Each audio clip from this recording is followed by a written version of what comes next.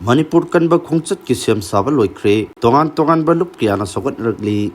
lamdam asida khundaminariba yellow purupsing ama tawina punsinduna India laingaki mathakta KANBA kholau ama launonaba hayeng January 13 mathoida Manipur KANBA KHONGCHAT chatnabagi SEMSABA loire kokomi gi PR subcommittee gi convener Phijam Syamchan na thador pacherol amana hai kumjal sing ani kunga humdogi me ahumdogi horkheba irang maram oirga tangdu laita dana lairak di balamdam asida fundaminariba yellow purup sing punsin na duna chatkadori ba khongchat asida mipum khodim angna sinthale piduna khongchat asibu mapung phan binaba mangjau nana lokthok pa laikhre adum oinamak mai isinga mari lainaba deba karma amadi ana ayek loinana oil pump sing sinthale pa asida konseloi hairi amaromda kokomi na sinduna ayeng pangthokadoriba rally mapung phana sawatkani haina Manipur Petroleum Dealers Fraternity na fongdorokli Hiram asigi matangda Manipur Petroleum Dealers Fraternity na thador pacherol amana hai rally ga mari lainana hayeng Manipur gi mafam punamakta petroleum dealers sing mathau lepkani apunbagi saktam oina sinthale laga rally sawatna ba firep lobani Manipur da hauji oirakli ba phibam asi yanglaga kokomi na sinduna hayeng kwa ga thelgi tidim ground gi horga thangmai bangi thau ground phawba chatkadoriba khongchat asida mapung phana sawatkani Manipur miyam gi thogol tawba stakeholder ama oina ingtappa phibam hanjil hannabagi matangda lokhatlagli thorang asida saruk yaba haibasi tawpam thokpa ithawni hiram asiga mari lainana Manipur gi tongan mampham singda hangliba oil pump sing thonglon baga loinana petroleum dealers punamak nomagi oina thabak lepkani miyamda apan bapi nabagi wakhalonda petrol pump thonglon gadaba natte apun bagi thaudang utpa oina tangai fadana sintha leplaga rally sawatna ba firep lokhibani lamdam asida ingtappa phibam mapung phana hanjil hanbaga loinana mipum khudima aki khang yaudana hingjaba fanghannaba hona famthoi maraksida kokomina sinduna January 13 mathoida chatkadoriba miyam gi khongchat asida sawgali haina League of Indigenous Peoples Agreement lipunna thador pacherol amana hairi zerol asina makhatana hai hojik iramdam asida thokliba tamthiraba irang asikanana thokhanbano KUKI narco terroristing asina maning makhatam na maitai micham miyam dalandarak pamatamda karigi central amadi state forcing na kumaigum yangduna lairibano ngayok chafu manungda yorbanga amagumna maitai kayamana leliba national highway animak thingjilaga thamlibano haibo hangsing asigi pakum Manipur miyam na khangi maram asina Manipur KANBA KHONGCHAT asi yamna matang saba amadi tawdaba yadraba ithau amani haibasi aikoi khudimang na khangminagadabani aikoi gi apunba thongna lingjen aduna khudimang maithiba pigadabani hairi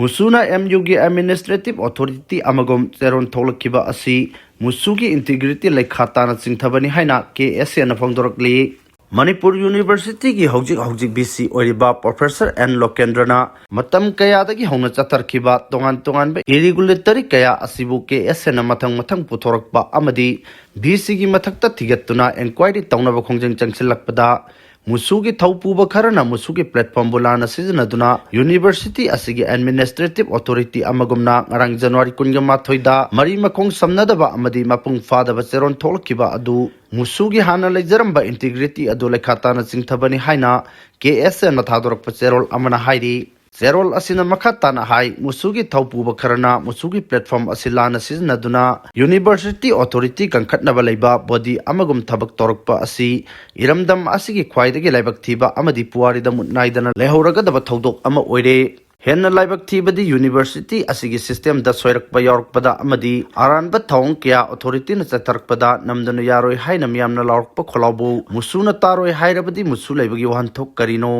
Musuna MUG Authority amagum lisingani kunganitoy gi October 3 famkhiba Executive Council gi warep matung ina non-teaching post gi recruitment process makha chathabani hairiba asi lisingani kungamanga gi mekumanga da Ministry of Education gi MU Registrar da tharkhiba letter adumunna pahningi letter aduda recruitment rule asi visitor na approve tawgadabani loinana University website ta thagatkadabani haina yauri masigi matakta lisingani kungamathoi gi October 10 panda Central University Khudimaki Registrar the Thaba letter amagi matung ina DRRC Ministry of Education na approve tawdrabadi recruitment process tawba yade haina mayek sengna yauri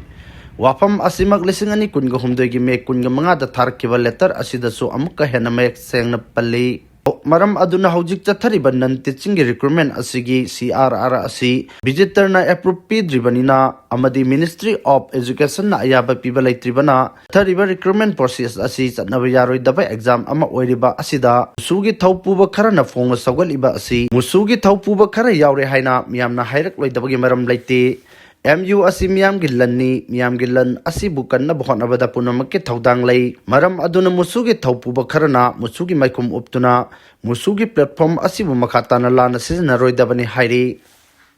PR lairabasu MLA amagi mathau chapchana tawgani haina speaker saitya bartana phongdokre hojik state as the PR lengak lairabasu MLA amasung speaker ama oibagi chapchaba mathau tawgani jinda pangang dangang ba awai badadi nataba awai mamana bangang ba singdagi section biu haina speaker saitya bartana ngasi singjamai wangmak baigapati laikai dalaiba United Youth Organization gi yankhai manga suba foundation de thoramga mari lainana phongdokre mahakna makata na haikibada social media Facebook amasung Instagram na singbada ngangna saknareba sing achumbani haina loba yade social media da kanglup amana amabu nungsinadaba amasung yang thinaba thagaliba comment amasung warol sing asi punna thengnaminaba mathau tai hojikki matamda club ki mathau asi yamna chawi laibak ngakpa amasung laibak kanbada club singi achoba daital lei laikai amada club singi influence asi yamna kalle Sanaroi sing semgatpa angang sing laisu thawai yahonnaba hotnaba laikai ge drainage phana thamnaba hotnaba na singba club yaudaba yamak yade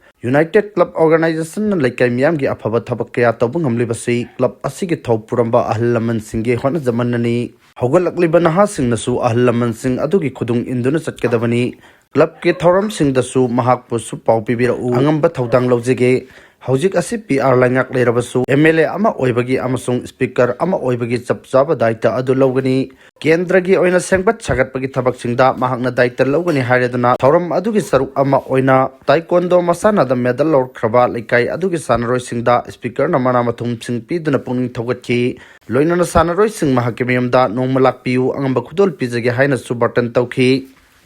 February 10 dagi Guwahati Kolkata Mumbai fauba SpiceJet ki service leirgani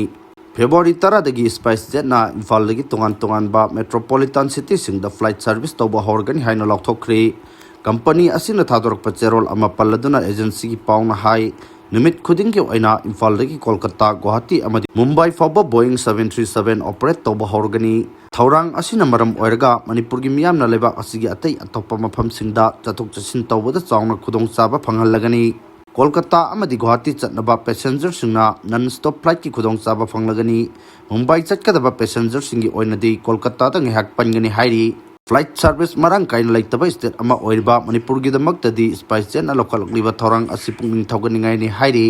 plane gi atongman ka hena yamdaba SpiceJet na numit khudingi oina Imphal lagi tongan ba metropolitan city fauba flight service lehen maram oirga lamdam asigi santhok lambi nemba miyoi sing maru oina mahi tamba chappa mahiroi sing amadi ana laeng gi damak tongan ba state sing da chatkadaba miyoi sing da mateng oina ragani haina company asigi statement amana phongdorokli SpiceJet na local liba thorang asigi saruk ama oina kanagumana India gi manung amadi mapal lebak singda chatningba tarabasu Kolkata amadi Guwahati dagi connecting flight ki khudong chabal hengadori hiram asigi matangda SpiceJet ki chief business officer Debojo Maharsi na hai awang nong puk lamdam da khongda baga loinana lamdam asibu India gi atai atoppa mpham singda samna hanabagi pandamda anau flight service sing lehenna ba thorang local lakpani Matam kaya gi mamangdagi hauna Imphal amasung laibak asigi tongan ba metropolitan city sing samna hanaba company asina honaduna lakibani national highway sing da miyamna aki akhang leitana chathok chasin tawbugi khudong chaba phangdaba maramna SpiceJet ki anova flight service asina miyamda chawna khudong chaba phanghalagani haina thajanari